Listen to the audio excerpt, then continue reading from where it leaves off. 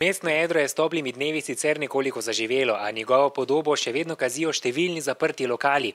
Prazne izložbe najdemo v samem centru mesta, na Slovenski, Partizanski, Glavnem trgu, pa tudi Koroški cesti. A se vam zdi dovolj živo to mestno jedro? Kaj vem, malo se bolj po centru Maribora sučem. Mislim, da čez teden še kar ne, ampak med vikendom je vse skupaj bolj mrtvo, sploh Maribor kot mesto. Premalo se mi zdi zanimivo, ker so sami stari ljudje, pa tam v Evroparku imaš tako bolj na kupu trgovine, vse pa ne rajš hoditi od enega konca do drugega mesta. V mestnem jedru je po neuradnih podatkih preko 60 praznih lokalov. Velik udarec mestnemu jedru se je zgodil pred 10 leti, ko se je odprl v neposredni bližini centra oziroma v samem centru nakupovalni center Evropark.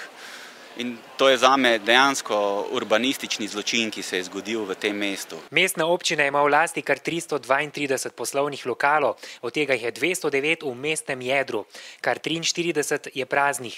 Očitno pa so se na občini končno odločili mestno jedro nekoliko popestriti, saj so lokali v postopkih prodaje in oddaje. 18 je v postopku denacionalizacije, 18 je v postopku prodaje, 2 sta zdaj še v postopku oddaje, tako sta ostala, bom rekel, v tem razpisu.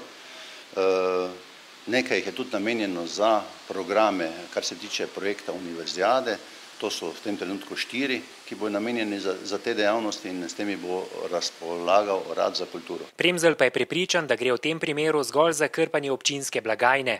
Te lokale bodo pokupili ljudje, ki imajo veliko denarja in bodo seveda želeli tudi primeren iztržek na račun najemnin, kar pa pomeni, da določeni mlajši kreativni ljudje, ki bi želeli začeti za svojo potjo, bodo imeli še toliko bolj zaprta vrata.